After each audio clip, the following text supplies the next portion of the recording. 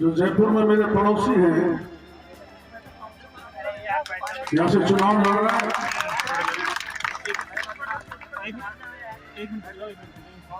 और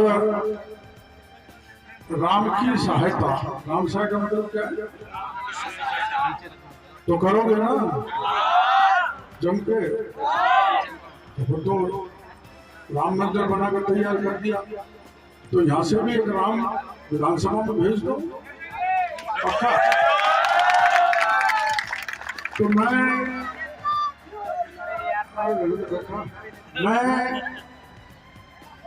ये तीसरी सभा कर रहा हूँ,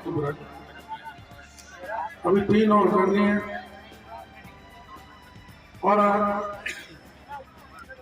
आप सब जानते हो एक नारा विदुर जी राजस्थान में बड़ा प्रसिद्ध हुआ था, रीट का पेपर कहाँ मिलेगा? जोर से बोलो, रीट का पेपर कहाँ मिलेगा? तो नाथी के बाड़ा वाला गोविंद डोटासरा चुनाव हार रहा है। क्यों हार रहा है? राजस्थान में 1 करोड़ 12 लाख बच्चों ने परीक्षा दी थी, उनका पेपर लीक हो गया। 26 लाख बच्चों ने रीट की परीक्षा की, पेपर लीक हो गया। तो गोविंद डोटासरा का एक बयान आया था कि जो भी ये कहता है पेपर लीक हुआ, इसको उठा के जेल में डाल कहा था। तो फिर मैंने बयान दिया था कि पेपर लीक हुआ है। और मैं अपने गांव की धरती पर कह के जाना चाहता हूँ, यहाँ की पुलिस कुछ ज्यादा ही गड़बड़ करती है। गहलोत साहब से पूछ लो, डोटासरा से भी पूछ लो, पेपर लीक हुए। आप में दम हो तो मेरे हाथ में हथक निकाल दो। बच्चों के भविष्य के साथ खिलवाड़ की गई। ये सब गांव के किसान बैठे हुए हैं, बड़ा परिश्रम करते हैं, मेहनत करके अपने बच्चे को भेजते हैं, महंगा मकान, महंगी कोचिंग, महंगी परीक्षा के, और जब उसका पेपर लीक हो जाए तो उस पर दुख का पहाड़ उस परिवार पर गिर जाता है। क्या ऐसी सरकार को माफ करोगे? नहीं करोगे। मैं आपको कहना चाहता हूं, जब रेट का पेपर लीक हुआ तो हमने प्रमाण दिए थे कि कांग्रेस का जो NGO Rajiv Gandhi study circle है, वहां से पेपर लीक हुआ है, इन्होंने वो गिरफ्तार नहीं किया। जब पार्टी ने आंदोलन किया तो डीपी जारोनी नाम के माध्यमिक शिक्षा बोर्ड के अध्यक्ष को बर्खास्त किया। उन्होंने मेरे को चुनौती दी थी, कहा था डॉक्टर चोललाल दिल्ली को खुश करने के लिए मेरे पर झूठे आरोप लगा रहे हैं, अगर ये सही निकल गया तो मैं सारी तरफा जमा करा दूं। और डीपी जारोनी जब बर्खास्त हुआ था तो आपको पता है उसने बयान दिया था, इस रीट पेपर में मैं नहीं हूं, इसमें बड़े बड़े एमएलए, बड़े बड़े नेता हैं, मैं तो बिना बात इसमें फंसा लिया। नेता कौन है? मैं फिर आप नाम बोल रहा हूं। कांग्रेस में दम हो तो मेरे मानहानि का दावा करना। नेता कौन है? गोविंद डोटासरा, सुभाष गर्ग, 1 दर्जन एमएलए। हमने मुख्यमंत्री जी से कहा था सीबीआई की जांच कराओ, मुख्यमंत्री जी ने सीबीआई की जांच इसलिए नहीं कराई कि मुख्यमंत्री के घर तक पेपर लीक की आंच पहुंच रही है। नहीं कराई। हम ईडी में चले गए, अभी फिर पेपर लीक में 67 आदमी पकड़े, लेकिन वो कौन है? मछलियां, मगरमच्छ रह गए। आपने सुना होगा देश के प्रधानमंत्री चित्तौड़गढ़ में आए थे, भाषण देके गए थे, कह के गए ये पेपर बच्चों के जिनने लीक किए उनको पाताल में से निकाल कर जेल के शिक्षकों में भेजेंगे। माता की कौन भिजवाएगा? आप कौन भाई, कौन भिजवाएगा? राम साई जी, अगर विधानसभा में आप विधायक बना के भेजोगे तभी तो बीजेपी का राज बनेगा, और तभी उनको पाताल से निकाल के जेल में भेजेंगे। ठीक है ना? तो प्रधानमंत्री जी की बात मानोगे? उन्होंने कहा है कि पाताल से निकाल कर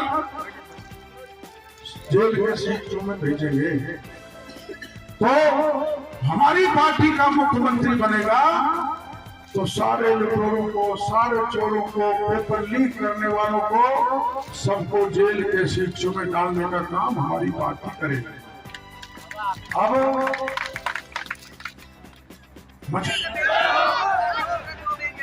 भगवान की देव दरबार की जय। मंच पर उपस्थित राज्यसभा सांसद बड़े भाई आदरणीय किरोड़ीलाल मीणा जी, इस लोकसभा के प्रवासी सांसद और लोकप्रिय सांसद रमेश बिधूड़ी जी, यहाँ की जिला प्रमुख सरोज बंसल जी, चेयरमैन दिलीप इसरानी जी, प्रधान लांगड़ी जी और जिले के हमारे अध्यक्ष राजेंद्र पराना जी। मुझे लगता है हाथी के पाँव में सबका पाँव, और मंचा सिंह समस्त अतिथिगण कार्यकर्ता बंधुओं, ये चुनावी सभा है और आज मुझे निवाई आने का सौभाग्य प्राप्त हुआ है। निवाई का अगर मैं ये कहूँ कि मैं निवाई की रहने वाली हूँ तो कोई गलत नहीं होगा। मेरे राजनीतिक जीवन की भारतीय जनता पार्टी की शुरुआत निवाई से ही हुई है। हर भावता मेरा आप कह सकते हैं कि नेटिव प्लेस है, जहाँ हर भावता में जहाँ सरपंच साहब बैठे हुए हैं, पदम जी, वो जब सरपंच हुआ करते थे तब हर भावता में मेरा नाम था और यहाँ से मैंने पहला चुनाव लड़ा था। तो उसके नाते ये मेरा कर्तव्य हो जाता है, ये मेरी ड्यूटी भी हो जाती है कि मैं भारतीय जनता पार्टी के प्रत्याशी के समर्थन में आप लोगों के साथ पूरे हक के साथ कह सकती हूँ कि हमें भारतीय जनता पार्टी का साथ देना है, राम साहेब वर्मा जी को यहाँ से विजयी बनाना है। हम देख रहे हैं कि पिछले 9 साल से देश में जो सरकार चल रही है माननीय मोदी जी की, वो गरीब कल्याण के मूल मंत्र के साथ, अंत्योदय के मूल मंत्र के साथ, सबका साथ, सबका विकास, सबका विश्वास और सबका प्रयास के मूल मंत्र के साथ जहां आगे बढ़ रही है, वहीं राजस्थान में एक ऐसी सरकार है,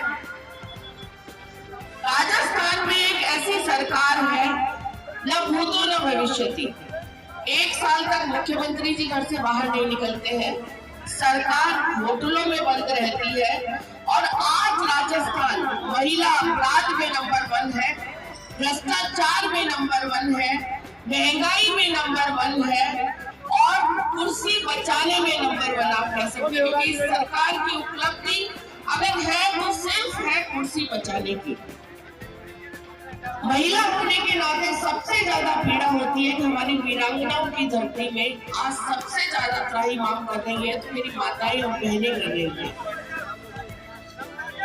महिलाएं न घर में सुरक्षित है, न बाहर सुरक्षित है, न हॉस्पिटल में सुरक्षित है, न एम्बुलेंस में बलात्कार हो जाता है। इवन पुलिस कमिश्नर शिकायत दर्ज कराने गई हुई महिला के साथ में रेप हो जाता है। रोज 17 बलात्कार राजस्थान में हो रहे हैं, पॉक्सो एक्ट के हुए, लेकिन मुख्यमंत्री संवेदनहीनता देखिए कि वो कहते हैं खर्चे होते हैं।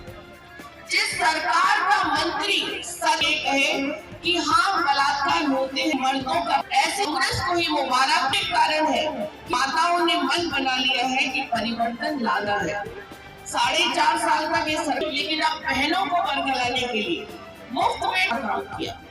आपको ध्यान होगा इनकी नेत्री है जो कहती है लड़की हूँ लड़ सकती हूँ, वो निवाई में आई थी इस फोन बांटने की जो बंदर बाट उन्होंने चालू की है उसके लिए, और ना जाप्ता उनकी सुरक्षा में लगा हुआ था।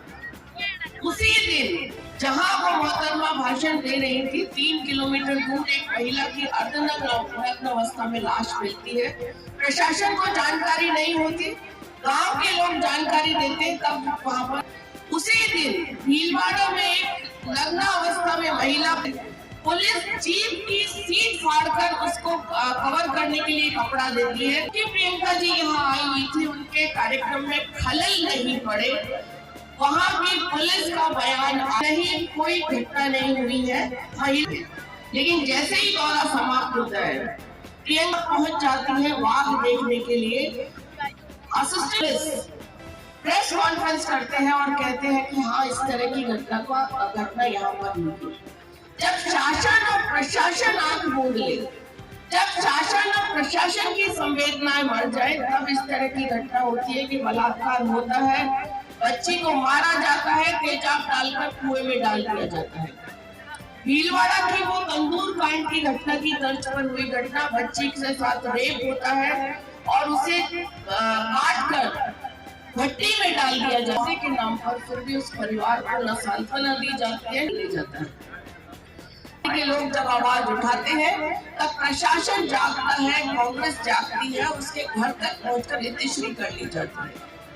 हम सनातन संस्कृति को मानने वाले लोग हैं और हमारे यहाँ साधु और संतों का बहुत सम्मान होता है, लेकिन पहली बार कांग्रेस की सरकार में साधुओं की आत्महत्या हुई है। भरतपुर का कांड हमें ध्यान है, जहाँ एक साधु को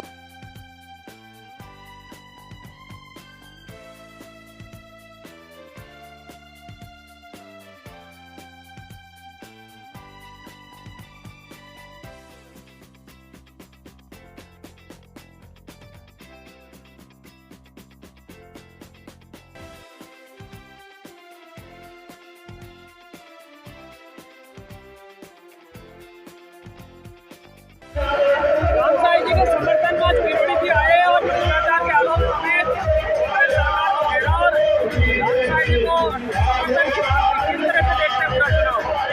आज राजस्थान के शेर डॉक्टर जवाहरलाल जी मीना और पीपलू विधानसभा में आते हैं।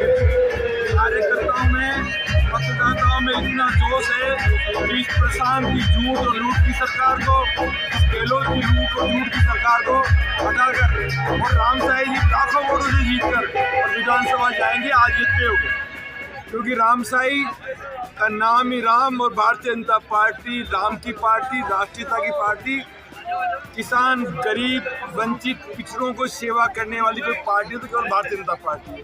और मैं और हमारा पूरा जिला गांव और ढाणी में हम जा रहे हैं तो लोगों में इतना उमंग, जोश, उत्साह है कि अब की बार केवल भाजपा की सरकार और इस कांग्रेस की लूट और झूठ की सरकार को हटाएंगे और भारतीय जनता पार्टी की सरकार प्रदेश में और निवाई पीपलू विधानसभा में रामसाई जी को जिताएंगे।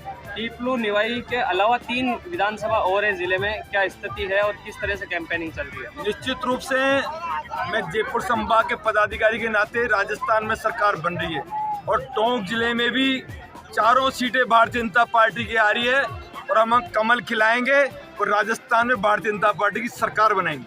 मेहता जी के साथ में संगठन नजर नहीं आ रहा, क्या कहेंगे? कार्यकर्ता सब जगह लगे हुए हैं और कार्यकर्ताओं में बहुत जोश है और कार्यकर्ताओं ने कह दिया अब की बार केवल कमल की सरकार।